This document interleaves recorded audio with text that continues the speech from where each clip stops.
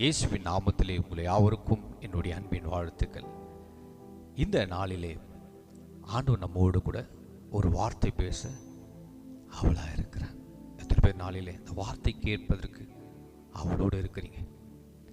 ஒரு மனுஷனுக்குள்ள பரிசுத்த ஆவியானவர் வந்தா அவன் வாழ்க்கையே மாறும், அவன் சூழ்நிலைகள் மாறும், அவன் பிரகாசமாய் இருப்பான். ஹல்லேலூயா. ரோமர் 15ஆம் அதிகாரத்திலே 13வது வசனத்திலே அப்போஸ்தலனாகிய பவுல் இங்கே எழுதுகிறார், பரிசுத்த ஆவியின் பலத்தினாலே உங்களுக்கு நம்பிக்கை பெருகும்படிக்கு நம்பிக்கையின் தேவன் விசுவாசத்தினால் உண்டாகும் எல்லாவித சந்தோஷத்தினாலும் சமாதானத்தினாலும் உங்களை நிரப்புவாராக. ஒரு மனுஷனுக்குள்ள பரிசுத்த ஆவியர் வந்தா என்ன நடக்கிறது? முதல்ல நம்பிக்கை பெருகும். ஆமென். எத்தனை என்னோட கூட ஒரு ஆமேன் சொல்லுங்க. பரிசுத்த ஆவியான நமக்குள்ள வந்துட்டான்னா நம்பிக்கை பெருகும். இது அநேகருக்கு புரியுதில்லை. ஒரு ஆவியான நமக்குள்ள வந்துட்டான்னா அப்படியே நம்ம சைலண்டா இருக்கிறோம்.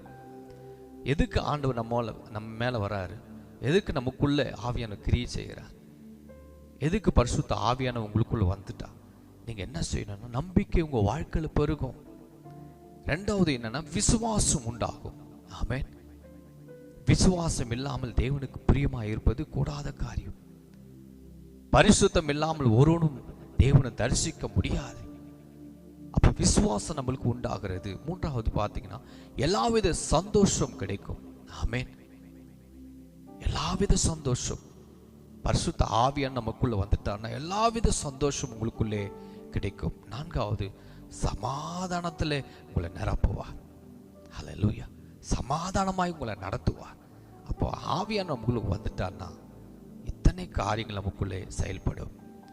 ஆண்டவர் விரும்புகிறார் ஒவ்வொரு நாளும் ஒவ்வொரு மனுஷன் பரிசுத்த ஆவியினாலே நிரப்பப்பட்டு பரிசுத்தமாய் தேவனுக்கு பிரியமான ஒரு வாழ்க்கை வாழ வேண்டும் என்று தேவன் விரும்புகிறார். ஹல்லேலூயா.